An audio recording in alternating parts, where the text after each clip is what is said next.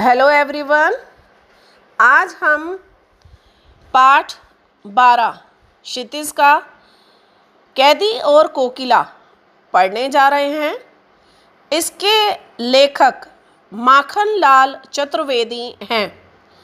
माखनलाल चतुर्वेदी जी का जन्म मध्य प्रदेश के होशंगाबाद जिले के बाबई गांव में सन 1889 ईस्वी में हुआ था।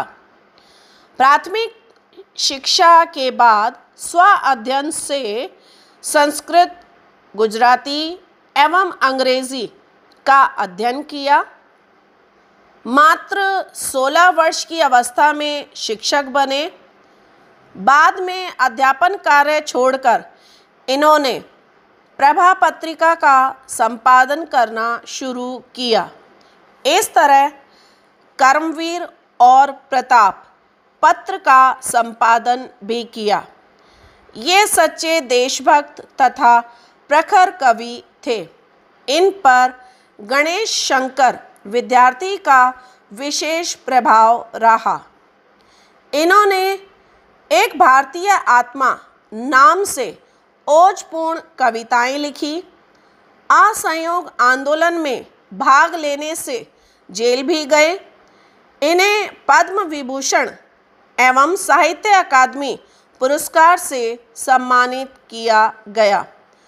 आज हम इन्हीं के द्वारा लिखी गई कविता कैदी और कोकिला पढ़ने जा रहे हैं। इस पाठ में भारतीय स्वाधीनता सेनानियों के साथ जेल में किए गए दुर्व्यवहार और यातनाओं का मार्मिक चित्रण प्रस्तुत किया गया है।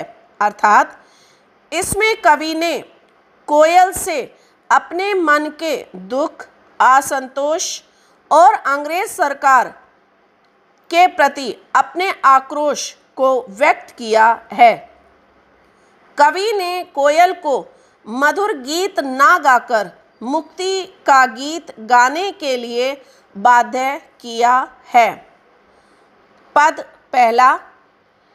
क्या गाती हो, क्यों रह रह जाती हो, कोकिला बोलो तो, क्या लाती हो, संदेशा किसका है, कोकिल बोलो तो। शब्दार्थ। रह रह जाती हो यानी चुप हो जाती हो, कोकिल यानी कोयल। अर्थ है स्वाधीनता आंदोलन में सक्रिय भाग लेने से कवि को जेल में रहना पड़ा। तब एक रात उन्हें वहाँ पर कोयल की कूक की आवाज़ सुनाई दी। तब लेखक कोयल से कहते हैं कि तुम रात में ही क्यों गाती हो, तुम फिर कुछ क्षणों के बाद चुप क्यों हो जाती हो। हे कोयल बोलो, क्रांतिकारी देशभक्तों के लिए क्या संदेशा लाई हो। स्वाधीनता संग्राम के कैदियों को तुम किसका संदेशा देना चाहती हो। हे कोयल तुम स्पष्ट बोलो। सेकंड पद है। ऊंची काली दीवारों के घेरे में, डाकू चोरों बदमाशों के डेरे में, जीने को नहीं देते पेट भर खाना, मरने भी देते नहीं तड़प रह जाना। जीवन पर अब दिन रात कड़ा पहरा है, शासन है या तम का प्रभाव गहरा है। हिमकर निराश कर चला रात भी काली, इस समय काली माँ मई जगी क्यों आली। शब्दार्थ हैं। डेरे में यानी रहने का स्थान, हिमकर यानी चंद्रमा, काली माँ मई यानी अंधकार से भरा, आली मीन्स सखी। अर्थ है कवि अपने और जेल में बंद अन्य कैदियों के संबंध में कोयल से कहते हैं कि हम क्रांतिकारी देशभक्त जेल की ऊंची काली दीवारों के घेरे में कैद हैं। वस्तुतः यह स्थान तो उनका निवास स्थान है जो चोर, डाकू, लुटेरे जैसे अपराधी हैं। कवि आगे कहते हैं कि जेल में पेट भर कर भोजन नहीं दिया जाता है, जिससे हमें न तो जीने देते हैं और न मरने देते हैं। हम तो यहाँ तड़पते रहते हैं। यहाँ पर अंग्रेज सरकार का हम पर रात दिन कड़ा पहरा रहता है। अंग्रेज शासन का अन्याय गहरे अंधकार के समान है। चंद्रमा भी अस्त हो गया है। अब हम निराश होकर काली रात में जी रहे हैं। हे सखी, इस कालिमामयी वातावरण में या निराशा के क्षणों में तुम क्यों जाग गई हो? तीसरा पद है, क्यों हुक पड़ी वेदना बोझ वाली सी, कोकिल बोलो तो क्या लूटा मृदुल वैभव की रखवाली सी, कोकिल बोलो तो क्या हुई बावली अर्धरात्रि को चीखी, कोकिल बोलो तो किस दानावल की ज्वालाएं हैं दीखी, कोकिल बोलो तो। शब्दार्थ हैं, हुक पड़ी यानी दर्द के स्वर में रो पड़ी, मृदुल यानी मधुर, और दानावनल मीन्स जंगल में अपने आप फैलने वाली आग, ज्वालाएं यानी आग की लपटें। अर्थ है, कवि माखनलाल चतुर्वेदी कोयल से कहते हैं कि हे कोयल, इस अंधेरी रात में जब सारा संसार सो रहा है, तब तुम भारी वेदना के बोझ से दर्द के स्वर में क्यों रो पड़ी हो? तुम्हारे कंठ से वेदना के स्वर वाली ऐसी हुक यानी दर्द के स्वर में क्यों रो पड़ी हो, आवाज़ क्यों निकल पड़ी है? तुम मधुर वैभव की रखवाली करने वाली हो। बताओ कि असल में उस खजाने से क्या लुट गया है? तुम आधी रात में चीख रही हो, क्या पगला गई हो? या तुमने कोई दानावल की तेज लपटें उठती हुई देखी हैं? क्या इसी कारण से तुम चीख रही हो? हे कोयल, तुम अपने चीखने का कारण बताओ। अर्थात कोयल मधुर स्वर में कूकती है और वो भी रात दिन के समय, परंतु आज वह आधी रात के समय कूक रही है। लगता है कोयल ब्रिटिश शासन के काले कारनामों से दुखी है, इसलिए उसके स्वर में वेदना फूट पड़ी है जो उसके मन को व्याकुल कर रही है। फोर्थ पद है,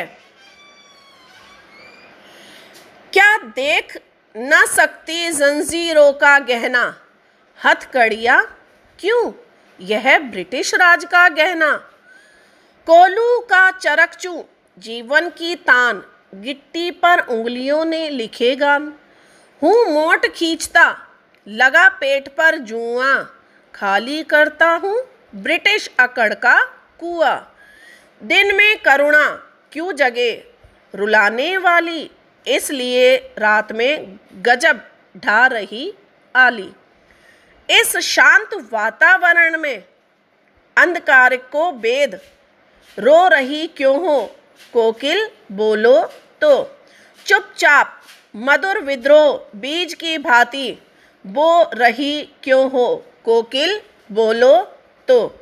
शब्दार्थ हैं, चरकचू यानी कोलू के लोहे के भारी पहियों के चलने से उत्पन्न आवाज़।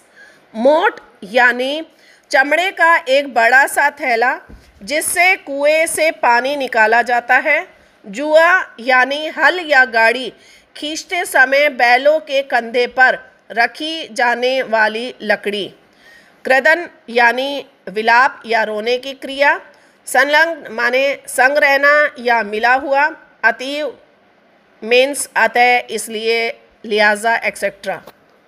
अर्थ है, कवि कहते हैं कि हे कोयल, क्या तुम रात्रि के समय इसलिए क्रदन कर रही हो कि हमारे शरीर पर पड़ी यह बेड़ियां यानी जंजीरों के गहने तुम नहीं देख सकती हो। ये हम स्वाधीनता सेनानियों के लिए हथकड़ियां नहीं हैं, अपितु यह ब्रिटिश राज के द्वारा दिए गए गहने हैं जो हमारी शोभा बढ़ा रहे हैं। हमें जेल में कोलू खींचना पड़ता है, उसकी चरक चूकी आवाज़ को हम जीवन का संगीत मानते हैं। पत्थरों को हथौड़े से तोड़कर हम गिट्टियां बनाते हैं, उन गिट्टियों पर मानो हमारी उंगलियां गीत लिखती हैं, अर्थात ब्रिटिश राज रूपी पत्थरों पर हथौड़े का प्रहार करने से हमारा जोश बढ़ता जाता है और गिट्टियों पर अपनी उंगलियों से आज़ादी के गीत लिख रहे हैं। जेल में मैं पेट पर जुआ बांधकर मोट या चरस को खींचता हूँ, कुएं से पानी निकालता हूँ। कुएं से पानी निकालने से हम ब्रिटिश राज के अहंकार के कुएं को खाली कर रहे हैं, अर्थात अंग्रेज हमें झुकाना चाहते हैं और हम उनके आगे झुक नहीं रहे हैं। इस पर अब अंग्रेज़ों की अकड़ धीरे धीरे कम कर रहे हैं। हे कोयल, तुम्हें पता है कि दिन में हम क्रांतिकारियों को घोर यातनाएं दी जाती हैं। उस समय अंग्रेज़ों से किसी करुणा की आशा नहीं की जा सकती। इस कारण तुम दिन की अपेक्षा आधी रात में कूकर अतीव आश्चर्यजनक कार्य कर रही हो, अर्थात हमारे घावों पर मरहम लगाने का काम करने के लिए तुमने यह समय उचित चुना है। हे कोयल, अगर यह बात नहीं है तो इस अर्धरात्रि के शांत वातावरण में अंधकार को चीरती हुई क्यों करुण क्रदन कर रही हो? हे कोयल, तुम्हें क्यों पीड़ा हो रही है? तुम इस तरह करुणामयी कूक के द्वारा हमारे हृदय में चुपचाप क्रांति और विद्रोह के बीज क्यों बो रही हो? क्यों इस तरह स्वाधीनता संघर्ष की गुपचुप तैयारी में संलग्न हो रही हो?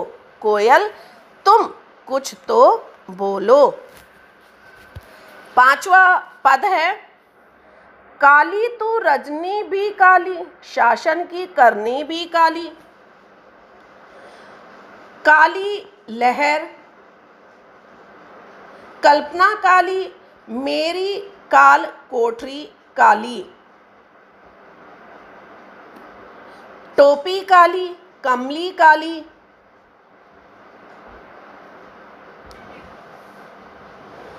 मेरी लोह श्रृंखला काली, पहरे की हूँ कृति की ब्याली, तिस पर है गाली।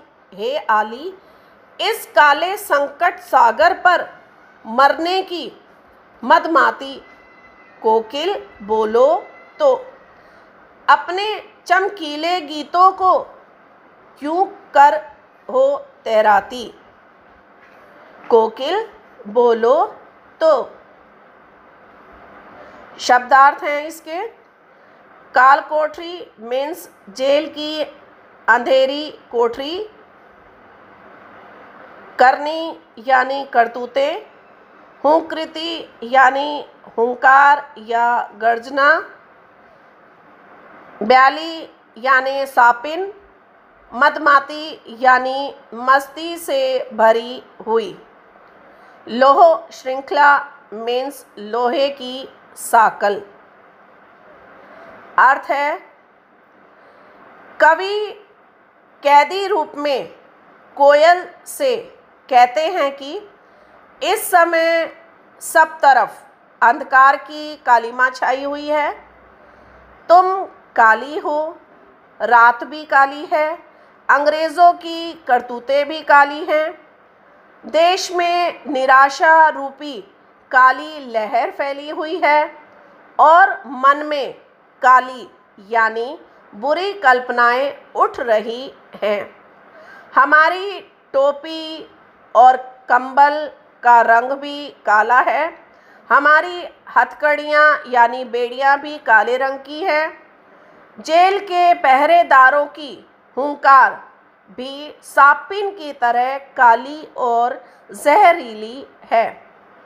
इतने अन्याय और अत्याचार होने पर भी ये कारागार के पहरेदार रक्षक हमें बात बात पर गालियां देते हैं। कवि कहते हैं कि हे कोयल, इस समय अपार संकट सामने खड़ा है। इस संकट रूपी सागर में तुम मरने को उदित क्यों दिखाई देती हो? तुम यहाँ पर हम क्रांतिकारियों के मस्ती भरे गीत क्यों सुनती हो? तुम भी तो मस्ती से भरी हुई दिखाई देती हो। तुम चमकीले अर्थात आशा और उत्साह से भरपूर गीतों को क्यों इस कारागार के पास तैरा रही हो? रात्रि में कारागार के समीप क्यों घूम फिर कर ओज तेज का संचार कर रही हो? हे कोयल, तुम कुछ स्पष्ट कहो, कुछ तो बोलो। छठा पद है, तुझे मिली हरियाली डाली, मुझे नसीब कोठरी काली। तेरा नभ नभ में संचार, मेरा 10 फुट का संसार। तेरे गीत कहावे वाह, रोना भी मुझे गुनाह। देख विषमता तेरी मेरी, बजा रही तिस पर रणभेरी। इस हूँ कृति पर अपनी कृति से और कहूँ क्या दूँ? कोकिल बोलो तो। मोहन के व्रत पर प्राणों का आसव किसमें भर दूँ? शब्दार्थ हैं, नसीब मीन्स भाग्य, कहावे मीन्स कहलाते हैं, विषमता यानी असमानता, रणभेरी यानी युद्ध का नगाड़ा, गुनाह यानी अपराध, आसव यानी रस या तरल पदार्थ, कृति माने रचना। अर्थ है, कवि अपनी तुलना कोयल से करते हुए कहते हैं कि हे कोयल, तुझे तो रहने बैठने के लिए हरी भरी टहनियाँ मिली है, पर मेरे भाग्य में जेल की यह काल कोठरी है। तू विशाल एवं खुले आकाश में स्वच्छंद घूमती फिरती है, परंतु मेरी दुनिया इस 10 फुट के कमरे में अर्थात जेल की छोटी कोठरी में सिमट गई है।